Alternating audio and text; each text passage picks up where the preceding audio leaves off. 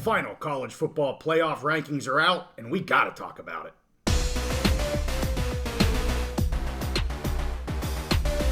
The college football playoff is set, and we're back on the Big Mountain, where we bring you a detailed focus on the Big Ten and the Mountain West. Hey, it's great to have you here. If you're a new viewer, I am JY. This is my good friend Steve, and we are here at the end of the college football regular season and championship week. We're getting ready for the college football playoffs. Thankfully, last year we only have 4 teams making this. Maybe we can stop hearing about these number 5 and number 6 teams complaining about why they weren't in it and people having to explain themselves as to why they didn't get in. But we want to break down the top 6. We're going to go through the top 6 because, some people feel slighted here or some teams feel slighted. We're going to talk about that a little bit. And then we'll go through the New Year's 6 bowls as well, give you our thoughts here. They were just released on Sunday. We want to give you our early thoughts. Of course, we're going to be picking all of these as we get closer. A lot of time between now and then, but Steve has some thoughts on this. So let's start, Steve, with the top 6 and who made the playoffs and who was just left out of the playoffs. So everybody, I'm sure, knows this, but to remind everyone, number 1 is Michigan. Number 2, Washington. Number 3, Texas. Number 4, Bama. So they are the 4 that get in.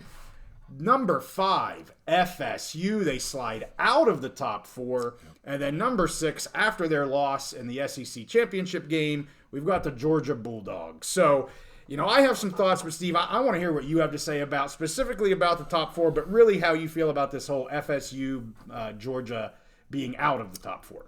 So as soon as it became apparent, I think Alabama scored a late touchdown. As soon as it became apparent they were going to win this game, right away I was like, "Oh, this is going to be chaos. People are going to be pissed off." You could see it coming. So to me, coming into Sunday morning, the only locks for me that I was absolutely 100% sure about were Michigan and Washington. Right. Both of those teams, just to me, they did everything. There was no questions about either one of them. Right. As far as what we saw in the field, obviously there's other things with Michigan. We're not going to talk about that, but at this point, what we saw in the field all season and in championship weekend, those 2 left no doubt. There were no questions whatsoever by anybody that those 2 were going to make it. The question was which one's going to be number 1, which one's going to be number 2. Yep. So, you texted me this morning and said, "What's the committee going to do? Who's number 4?" Right.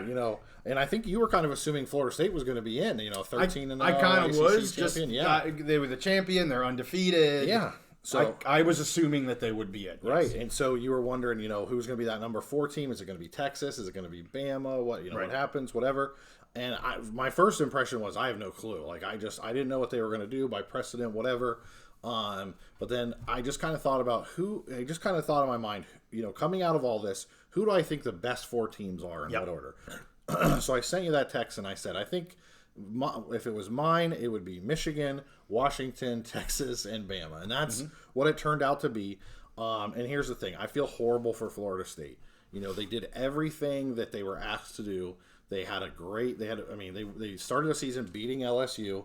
And I had picked LSU to beat them. Mm-hmm. So they came out of the gates firing. They did everything. They took on all comers, beat everybody. And then they get to the end of the season, and it wasn't good enough to get them in the playoffs. Right. And, I feel terrible for them, for their players, that put everything on the line. Watching them on TV, hearing the news, you could tell it was just heartbreak and disappointment and disbelief for Florida State. So I feel bad for them. Georgia, I don't really feel bad for Georgia. It looked like they were the best team all year, but everybody said, we don't know if Georgia's the best team all year. Because certain times they were sleepwalking. Yes. They didn't really play anybody out of conference. They just kind of looked. There was questions about them. Everyone just kind of assumed they were the best team in the country because they'd won back-to-back national championships. Right. They're the defending champ. Nothing for you to think that they're not who they were. So why are you gonna question that? Yes. But when you go and you lose your championship game, you go into the conference championship championship game to determine who's the best team in your conference, and you lose that game straight up. Yeah. Wasn't on a fluke. They got beat by Alabama. There was nothing they could do. They couldn't change anything. Yeah. It wasn't a referee call or anything. They just got beat up. They got manhandled and beat up. Alabama was the better team on the field. So when you lose your conference championship game, if you don't, you basically need someone's help. You need chaos. Last year, there was complete chaos. TCU lost the conference championship, and they got in. It was a fluke. They probably shouldn't have got in. Yep. They did beat Michigan, but it is what it is. Georgia needed help, and they just didn't get that help. Now, if Iowa would have knocked off Michigan yesterday, they'd probably be. They might be in because it would have been pure chaos. It would have been a different conversation. So I don't feel bad for Georgia at all. It is what it is. They had a chance. If they would have taken care of business, they would have been locked in, probably the number 1 or number 2 seed. Right. So it is what it is. Now, my last thought on this, and I want to hear your thoughts, is to me, the college football playoff committee showed what you and I have been talking about all season. And I think college football playoff or college football fans maybe are kind of the last to realize this. The TV networks realize this. The power players, the people that are spending the money. There are not 5 power conferences. Right. There is no difference really between the ACC and any other of the conferences other than outside of the Big Ten and the SEC. Mm-hmm. The Big Ten and the SEC are the 2 power conferences. Yep. The winner of the Big Ten, the winner of the SEC are going to get into these championship games, and that's going to even that's going to be reinforced and get even stronger next year as the SEC adds Texas and Oklahoma. Yep. Big Ten adds Washington and Oregon. Both are adding 2 great programs. We have 2 power conferences. I've heard all the FSU fans. I feel bad for just the common fans, but the players who used to play there and the talking heads, the pundits, where they're saying, Florida State is a Power 5 champion. They should automatically get in. There should be no doubt. They're an undefeated Power 5. There's no such thing as the Power 5 anymore. There's the Power 2. There's the Big Ten. There's the SEC. And everybody else has to prove it and show it on the field. And Florida State, it sucks. Their quarterback went out. After that, they weren't the same team that they were early in the season. They were clearly not one of the top 4 teams in the country. That's my other kind of 2 main points. One, there's only a Power 2 now. There's not a Power 5 anymore. And the other point being that I kind of lost my train of thought there. No, well, I'll jump in real quick. I would say yes, absolutely. There's a Power 2, and if you look at these top 4, guess what? All 4 of them are going to be in the Power 2 next year. Yes, absolutely. All 4 are now in the Power 2. If there was a Power 3, to me, that's the Big 12. Yes. That is not the ACC. So I'm sorry, FSU. I'm not trying to jump on their, kick them while they're down type of thing.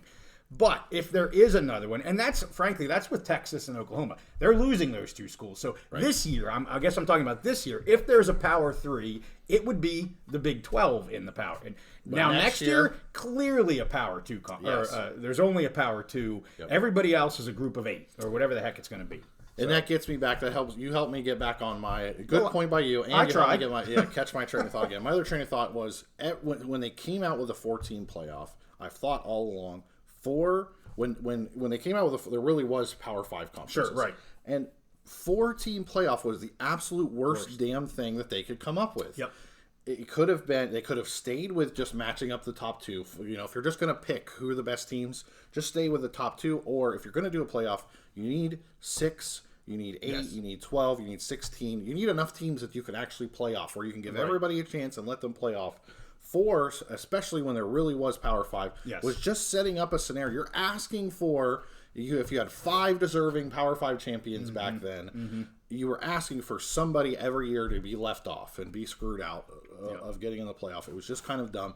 And next year, all of that changes. So the bad news for a lot of these other programs is there's only 2 power conferences. Yeah. The good news is there's going to be 12-team playoff. Right. More teams, more conferences are going to have an opportunity to get people into that. And once you get in, there's a phrase from poker, a chip in a chair. Once you get in, you got a chip in a chair, and you can make magic happen. But for now, a 4-team playoff with the legacy system of having five power conferences was just never going to work. This was going to happen eventually, and we were lucky that it hadn't happened so far. Well, and it's interesting that you say that, because even next year with 12, there's still the 6-6, and they want to talk about the 5-7 and stuff.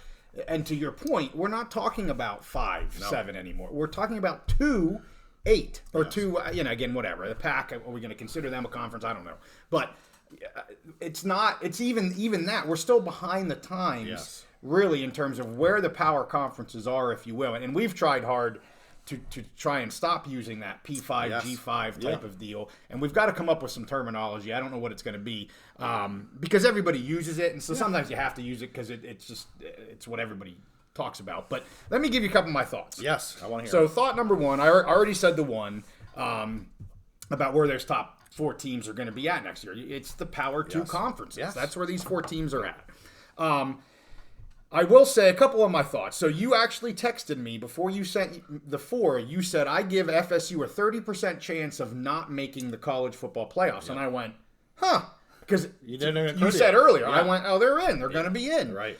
They were already in a top 4. They won their championship game. They're undefeated. How are they going to slide out of this thing? You had Bama upset or beat Georgia. Maybe not upset, but beat Georgia. Now they're both one-loss teams.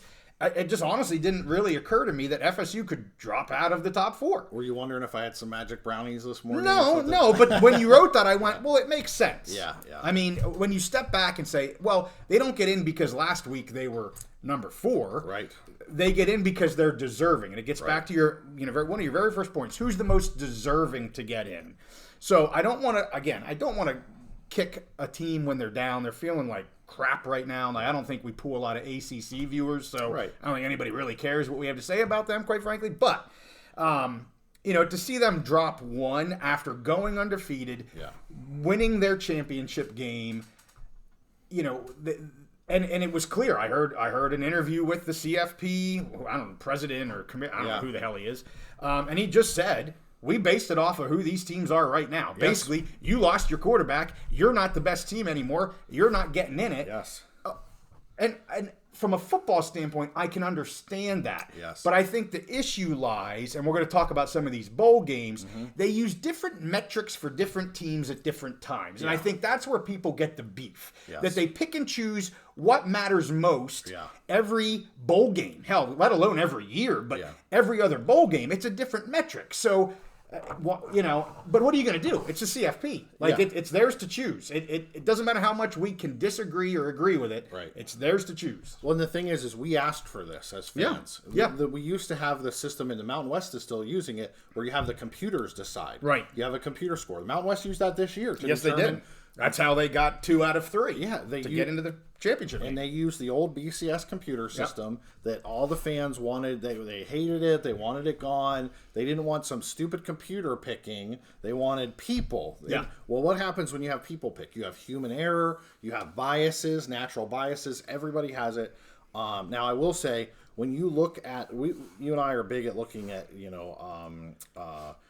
regulations, bylaws, contracts, all that stuff. When you look at the mission that they were formed under, the College Football Playoff Committee, their mission is to pick the top 4 teams. It just says the best 4 teams. It doesn't say most deserving, most out. It just says the best 4 teams, so that they can play off to come to a true champion. The best 4 teams. Now, they do have a lot of criteria that they can use for tiebreakers and whatever. Some of that is head-to-head. One of those is head-to-head. So I know, there was an issue with Texas and Alabama where Texas beat Alabama. Early in the season, the first or second game of the season, Texas beat Alabama.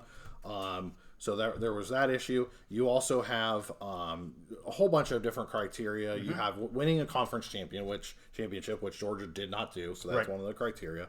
And then there's also a pretty lengthy criteria that says they will take into account if there is significant players that are missing. And maybe you had a significant player that was missing all season that's now back. Okay. And maybe that caused them to lose a game earlier, but now they're a different team since that player's back. Or the vice versa to that. When you have one of your best players and and that's why your record is that, you lose him and now you're a different team. Yeah. So their criteria that they're supposed to follow specifically says that. So and that it sucks for FSU. It was a funky injury, against not a very good team. I think on senior night. Yeah.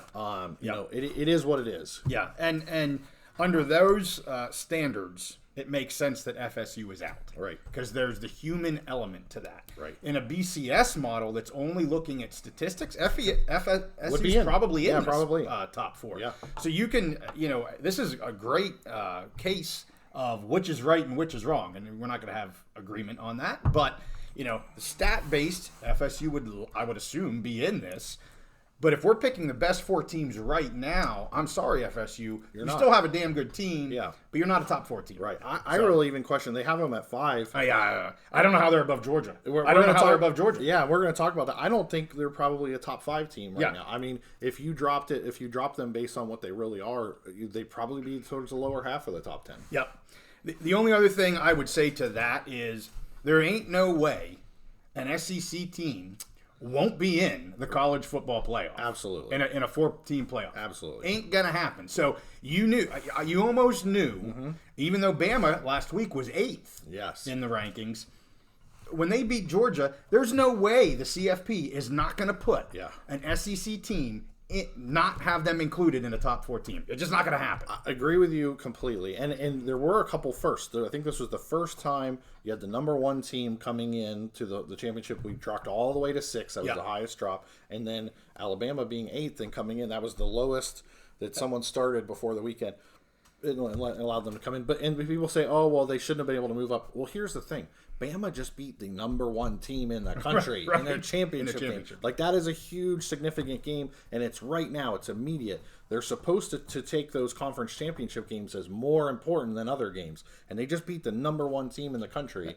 And that was a win and you're in. Yeah. That game was a win and you're in. That was a playoff before the playoff. Right. And I saw so much talk, because you were talking about who's going to be the 4th team in, and there was a lot of talk from Texas fans, which they ended up one spot ahead of them, so good on them. Yeah. And a lot of talk from FSU fans. Both of those sides, what they were selling was that Bama shouldn't get in, and I was thinking the same thing. There is no way they're going to the way that the SEC has dominated the college football playoff. Whoever gets in has won almost every darn year. Yes. There was no way they were going to let the champion who had maybe if the champion had 2 or 3 losses or whatever, a 1-loss SEC champion that just beat the undefeated number 1 team, the consensus number 1 team in the country, was not going to get left out of the playoff. Anybody who thought they would was dreaming pie in the sky. Yeah, agree. Let's get into the bowl, Steve. Okay. You ready? I'm ready.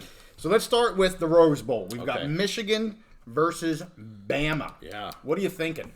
2 great defenses. I think it's going to be a low-scoring game. For me, I think Michigan's defense will match up pretty well against Alabama. I think it's pretty even there. If this game was played, maybe 6 or 7 weeks ago, or like the first half of the season, I think Michigan, especially if they would have had Jim Harbaugh once they were really cruising, I think Michigan probably would have won this game. Yeah. But for me now, I think Alabama's going to win this, and I think it's going to be maybe physical domination. I think a low-scoring game where Alabama still wins by double-digit points. Wow. I think Michigan has just been too beat up. They had those 2 huge games. The Penn State game where JJ got beat up, the right tackle got abused. They got out of there with a win. They have that game against Ohio State. There's just so much emotion, and great credit to them. They put it all on the line, and they did it again. They beat Ohio State, and then they have to play this championship against Iowa, which we know Iowa has no offense, to speak of. Sure. But the Iowa defense again beat Michigan up, and I have so many concerns about Michigan's offensive line. Last year they were completely dominant. This year their left tackle, their right tackle has been getting abused. They're without their best interior lineman, and just every week since the Penn State game, their line I think has played worse and worse. Alabama is cruising at this point.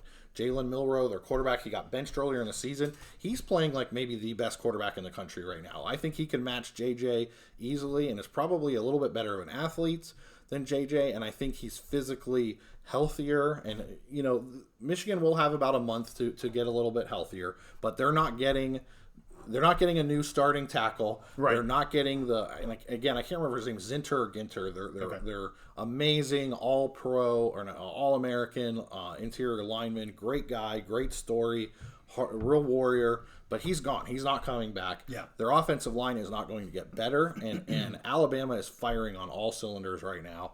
I feel really good about Alabama winning this game. Wow. Okay. I'm going to disagree. Okay. You're probably not surprised. Yeah. Although I will say it's always hard to pick against a Nick Saban team, especially in a college football playoff And he's got scenario. a month to prepare. Yeah. Yeah. But along with the month, they have a month to get healthier. Yes. And you talked about physical dominance. I mean, you were concerned about how OSU was going to be maybe much more physically dominant over Michigan this year, and that just didn't happen. As to the degree that I think you thought it might. I mean, Michigan was still more physical than OSU was. They were, but prior years it was Michigan's physicality was here and Right. OSU was here. This year it was closer.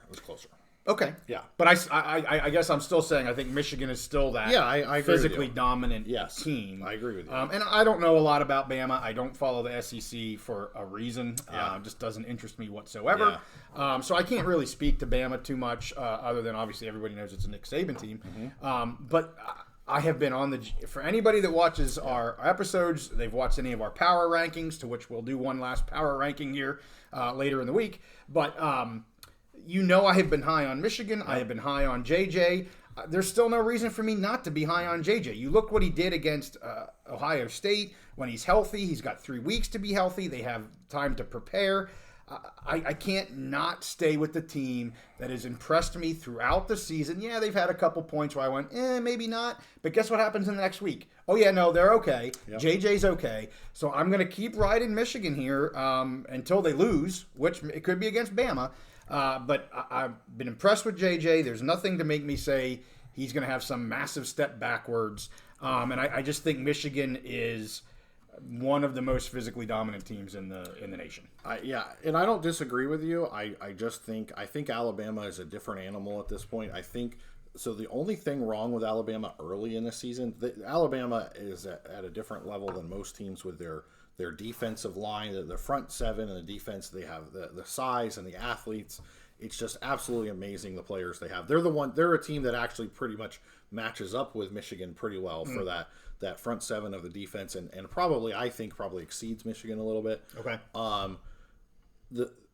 The thing with Michigan is, so when Michigan played Penn State, basically the Chop Robinson, the defense, they were able to get to JJ. Yeah. I think Alabama will be able to do the same thing. The problem with Penn State is their offense just sucked. They couldn't do anything offensively. Yeah. And so they couldn't really put any score pressure on Michigan, which just allowed Michigan to just run the ball. Sure. I don't think they're going to be able to do that against Alabama. And Jalen Milroe, the quarterback there, looks absolutely amazing at this point. And I mean, they did what they wanted against Georgia. Right. Georgia team, they lost a couple linemen, but Georgia's got probably 10, 11 NFL players on defense. So I know we're going to talk about this more. I know that surprised you a little bit. We'll talk about this more, but my first impression is I think Michigan is in for trouble. This is out of all of the playoff teams, okay, this is the one team, well, either Bama or the winner of Bama, Georgia, that's the one team that they would not want to face. Yeah. And if Georgia would have won, they wouldn't have had to face them in the first round. Right. They're going to have to face them now with Bama being that 4 seed, and I think this is the one team they would not want to face. They would feel so much better if they were playing Washington or Texas, I think. Well, let's talk about Washington, Texas. Sugar Bowl. Yes. Number 2. Number 3. I know where I'm at on this. I've been at it for pretty much the whole season. And again, we don't follow much of the Big 12 either, but kind of gave my hand away there. What are you thinking here in terms of Washington versus Texas? Fantastic matchup. I think actually there's a lot of similarities with Texas and Alabama, okay? Texas beat Alabama early in the season when Alabama didn't have their quarterback situation situated. Now it is. Texas, really, really good defensive line, really good front seven. The one thing about Texas, that their one weakness is their secondary, okay? On offense, they have a good offense. Their star running back went out, but they've still been able to run the ball. Mm-hmm. Quinn Ewers, the starter, he's healthy again. Right. Offense is great. They just absolutely put it on Oklahoma State. And really, when Quinn Ewers is healthy and they want to put it on somebody, they can put it on somebody. Their front seven defense is really good. Their main vulnerability is their secondary. And what is Washington's strength? I mean, yes, Washington was able to run the ball against Oregon. Yeah. They did a really good job. You talked about who your big star in that game is. Right. But to me, the strength of the Washington team is Penix and those wide receivers. And I know you're huge on the wide receivers there. So I think this is actually going to be a phenomenal matchup. And it could be a close game, but I think it'll be high scoring. Where I think Alabama and Michigan be low scoring, I could see Alabama and Michigan being like a 20-10 game. I could see this game being very similar to the Washington-Oregon games and being like 36-33, 45-42, something like that. I think I'm leaning at this point. Texas is a really good team, really talented. They've got Quinn Ewers. Sarkisian, I love Sark as far as an offensive coordinator. But again, I just have that trust in Penix. He's been able to do it all year. He's got those wide receivers. I think the way I'm leaning right now is Washington will find a way, just like they have against Oregon both times when they were the underdog. They will find a way. Penix and those wide receivers will find a way, and they'll get past Texas. And they're the underdog. As of today, I believe the line is 4.5. Yeah. Washington is getting the points as the underdog.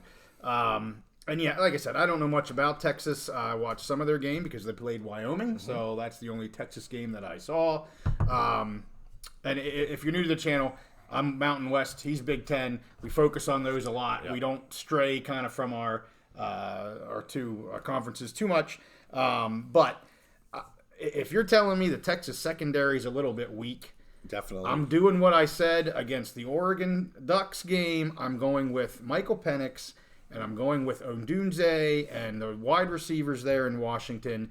They can make things happen. I mean, you look at what the Washington offensive line did against the Oregon Ducks defensive line, a defense that was supposed to be the better, I don't want to say much better, but the better defense.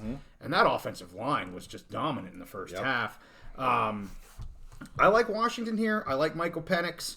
They'll have 3 weeks to figure this out, as will Texas. Obviously, they both have time to figure each other out. But they have a passing game that's almost as good as any in the country. So, as I said, I'm going with JJ in Michigan. I got to go with Penix in Washington here. And I'm showing my bias. You know, we followed the Big Ten. We followed the Pac-12 here a little bit, much more than some other schools. So, I'm clearly biased to these two schools just based on what we've done over the course of the year. Yeah.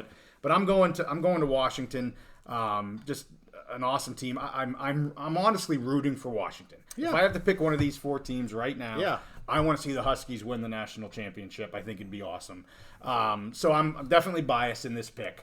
So I'll be very upfront with that. But I'm going Washington. I don't blame you. I'm in agreement. Now, I think you will see an overwhelming majority of the narrative of the talking heads. The narrative is going to be from all the experts that it's going to get stronger and stronger on Texas. Yeah. That Washington is not going to have a chance, whatever. I don't know how big the line will get. You know, we'll make a pick on the line later on. But you will see a whole month of all of the talking heads doubting Washington, which again, all the talking heads were doubting Washington against Oregon. Right. And DeBoer, the head coach there at Washington, great head coach, down to business. When all the other teams were having a fun watch party or whatever, he had his guys. He was in the office doing his homework, and he had his guys resting, studying, getting ready for finals, resting their bodies because they're going back to work in a week to get ready for this team. Absolutely. All business, and I think that they're definitely going to shock some people for sure. I'd love it. Let's get through these other 4 here real quick. So we've got the Cotton Bowl. We've got number 7 Ohio State versus number 8 Missouri. I think this could be a really fun game. What are you thinking, Steve? So generally, you know, with these games, when a team like Ohio State doesn't make the playoff, they're disappointed. You get a lot of opt-outs, whatever. So we'll have to see how that goes. Right. If there's any transfers or whatever. So kind of my early take, Missouri's a good, solid team from the SEC. They're not, you know, the Alabama or Georgia level, but they're in that second tier. They're a good, solid team. I really like their coach. I think Ohio State has more talent. Yeah. And I can see, and I think Ryan Day will be motivated. We'll see if they have any transfers or opt-outs. I think it's a really fun, exciting game, especially if Ohio State takes it seriously. I really think this is an opportunity. They have McCord, young quarterback. This is his first year as a starter. Right. I think this is an opportunity for. I'm guessing I'm going to assume that Harrison's going to opt out of this game. He's going, has a chance to be the number 1 pick in the draft. Right. So I think this is a good opportunity for McCord to play against a solid SEC team, gain some confidence, show that he can maybe win a big game against a big opponent without Harrison, because again, I'm assuming that Harrison's not going to be there. Yeah. But we'll see. I'm not ready to make a pick on this game, but I think it is a very interesting matchup and a good opportunity for Ohio State to set themselves up for next year. I completely agree with you. I would hope the vast majority of the players, maybe Harrison aside, set themselves up for next year, get some great experience. Same with Missouri. And I guess that's the one thing that really irks me with these bowl games is, you're not getting the team from the season playing the other team from the season. Yep. And I don't want to say they don't take it seriously, but sometimes I just don't think they take it seriously. Some teams. Most, I think, do. Certainly the coaches absolutely want to win a bowl game. And some of it might depend on where the bowl game's at, all that kind of jazz. But I guess that's the one really disappointing piece for me in these bowls, outside obviously of the college football playoffs, is that it's not really the team versus the team that they were throughout the regular season. Yep. 9 times out of 10 or more than that, probably. And that just frustrates me, but that's just part of it. Yeah, and I think that's a major failure of the 4-team college football playoff era. Before the 4-team playoff came around, the bowls were hugely important. Yep. You never saw any of this. The 4-team playoff, it's so limiting. Only 4 teams could get in. And it made basically everything else meaningless. Sure. So you have the 4 playoff teams are super excited. Now, you do have, towards the bottom, the teams that just make bowl eligibility. Yes. They're super excited. Right. Whatever. So you have the bottom group that's just excited to be in a bowl. You've got this top group that's excited to play for the national championship. Yep. But the problem is this whole middle, yes. they just, half the team doesn't show up. They don't play. They're thinking about next year. Because the 4-team, it was just so small and so restrictive, it made everything else irrelevant. I'm looking forward to next year, 12-team playoff, where they still incorporate some of the bowls. More teams have a chance to get in and still be able to play for a playoff, but be in bowl games. You get to see the great teams playing the great teams. Yes. Like an Ohio State playing a Missouri. Yeah. To be able to move on in a playoff. Yes. But anyway, let's go to the Orange Bowl. We talked about these 2 teams earlier. FSU versus Georgia. I think you said the line's about 2 touchdowns right now in favor of Georgia here. Yeah. How you feeling here? I like this because it'll give FSU the chance to play a really good team, irregardless of who doesn't play in this game. Yeah. Georgia's stacked like Alabama and some of these huge teams. So, all right, put up or shut up, FSU. You think you should have been in the playoff. You should have not easily, but you should be able to beat a Georgia team. And I don't think they're going to be able to do it. But what are you thinking? I love the matchup as well. It's kind of a redemption game for both of them. Yeah. Georgia losing in their championship game and costing themselves a shot at the national championship. Yeah. Florida State basically getting hosed, getting screwed over in their minds. Yep. Now, so if you had both of the teams, you get everybody there, everybody's healthy. Obviously, Travis Hunter's out for the year, so he's not going to be healthy. But get most of the guys healthy, get most of the guys playing. I think it's a great matchup, and I think Georgia is probably just going to absolutely destroy them. They just have more talent. Yeah. But a lot of those unknowns are going to come into play. Georgia, they got half their, probably 80 to 90% of their roster is going to be NFL players. Right. How many of those guys are eligible to leave? How many just say, heck with it, I don't care about this game, I'm ready to go to the NFL. My goals are shot at this point. So that's the big question. And the same thing with Florida State. They already did everything they did. I think that they're going to be motivated to show that they belong. But you might get some guys there. They got a lot of talent. Mike Norvell's brought in the last few years. Yes. You may get some guys that are just like, screw it. We already did everything. We only have a shot at the national championship. So I'm excited about the game. I think it's a great matchup. I really hope hope that you get the majority of the rosters on 2 teams playing, and I think it would be a very significant game if that happens. I totally agree with it. It could be a great game. Fiesta Bowl, we've got Oregon versus Liberty, so that's number 9 Oregon versus number 23 Liberty.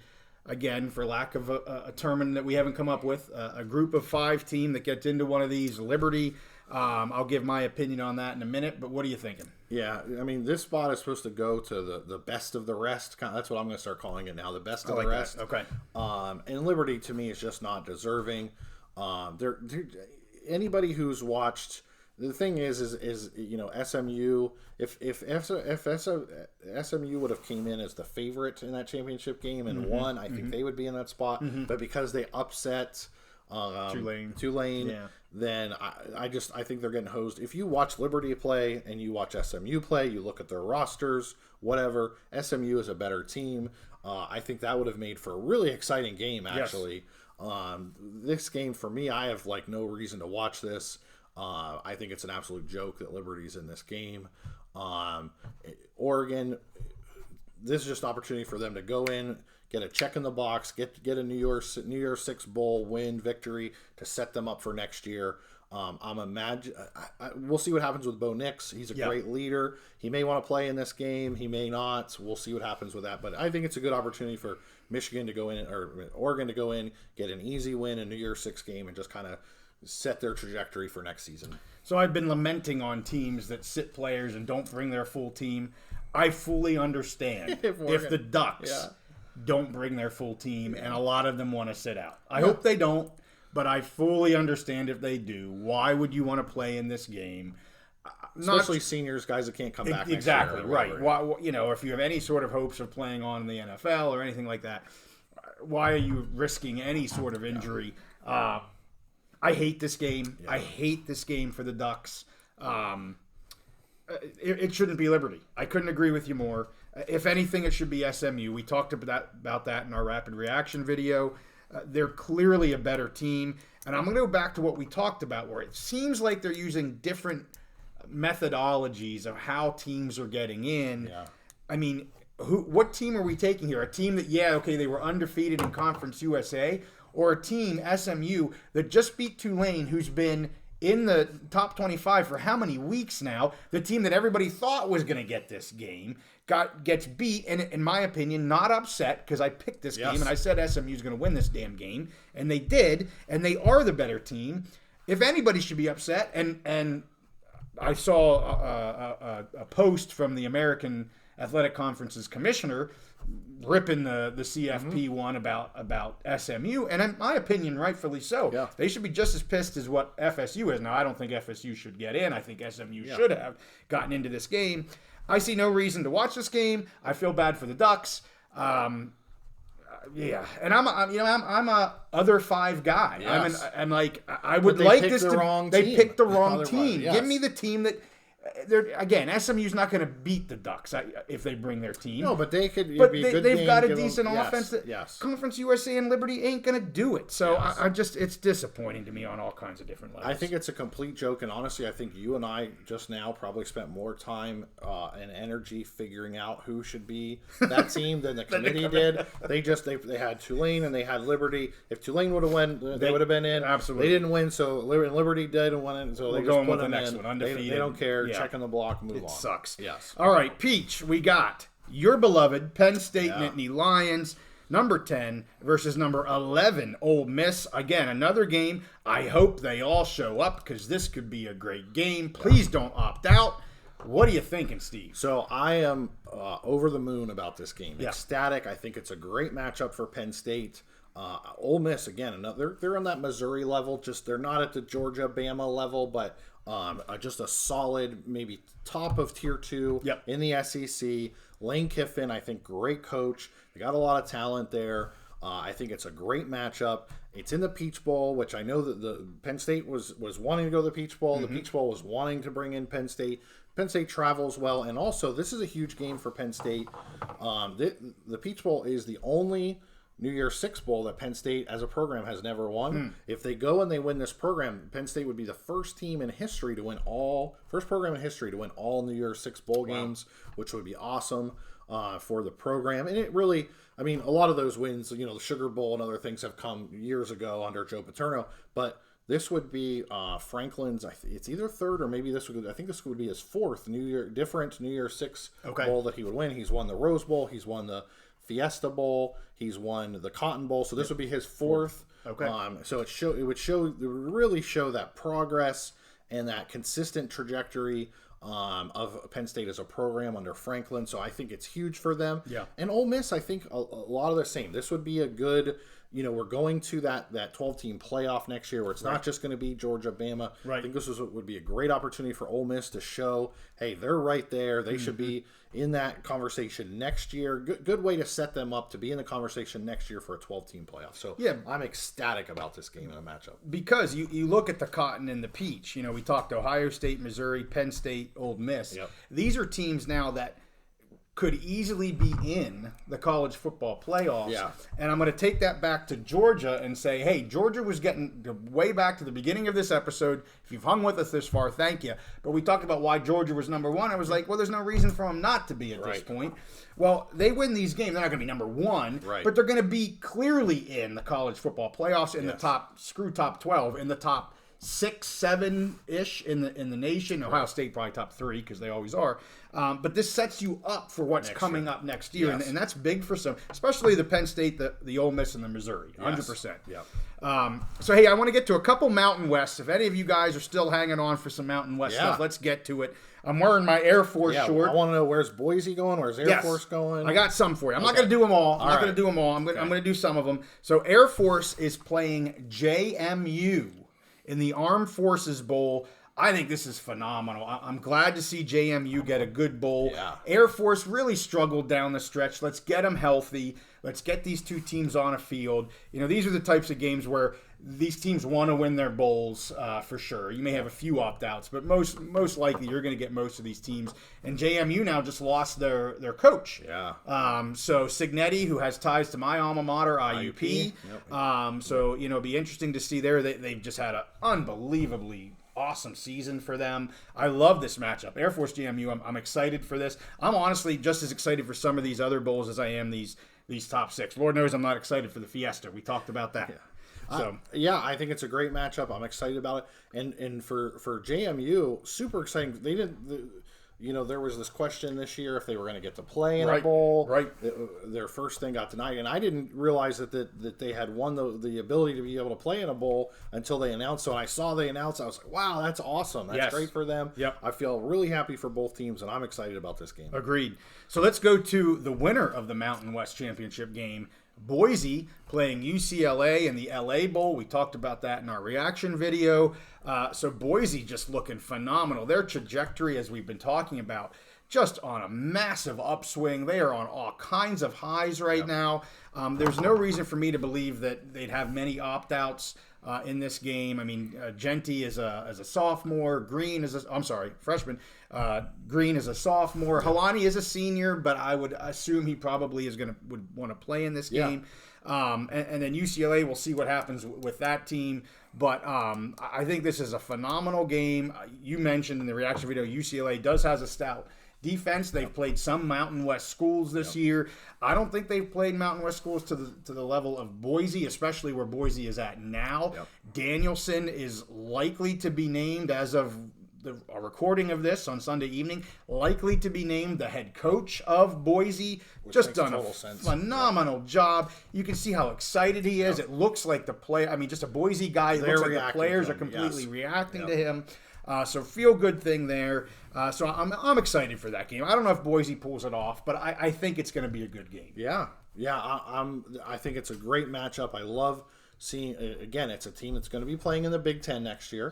Who had a pretty solid season. They had some disappointments down the stretch or whatever, but great matchup for Boise. And I think it's for Boise, it really sets them up next year. If they win this game and then they take care of business, which everyone expected them to do this year at the beginning of the season, they do that next year. it's kind of the common theme. This is a great way to set them up for next year. Get that narrative, get the positive vibes from the playoff committee and the media and everything to set them up to be that best of the rest team next year. Totally agree with you. And they've got the youth to do it. Yeah. Youth and talent to do it. The last one I'll mention, UNLV, so the other team that was in the Mountain West Championship. They go and play Kansas in the Guaranteed Rate Bowl. I think they're going to have their hands full with Kansas. Kansas has a great offense like Boise does. I hope the best for the Rebels, but I think that offense at Kansas could be a little too much or a lot too much for UNLV to handle there. Yeah, it's a tough matchup. Yeah. I think probably it might, like you said, this is going to be a tough one for them to win. Now, if they were to win, that also could set them up for next year. I think they have a lot of motivation. Maeva, hopefully they can keep this young core. Yeah. I think the game has a lot of upside for them. It's going to be tough for them to win, but if they can play respectable, give them a game, and maybe even if they could win, great. And I think it could springboard them momentum coming into next year, which you may have again. UNLV and Boise, that Mountain West track is basically setting up to for both of them to have a shot at being the best of the rest. Yeah, for sure. Totally agree with you. Well, that's it for the Mountain West. That's it for the bowls. That's it for the college football playoffs. Went through a whole bunch of goodies here. Got into a lot of stuff. We are going to be following this. We're going to make every bowl a pick, so we'll start getting them out. We hope to do our first live episode in terms of picks for probably the first weekend of picks, the 16th. So we're going to try to either do the 13th or 14th. We'll get you out the exact date. If you're interested in that, we'd love to have some of our subscribers and our viewers online. We can do some chat back and forth. And we also are going to have our last power ranking video come out here later in the week.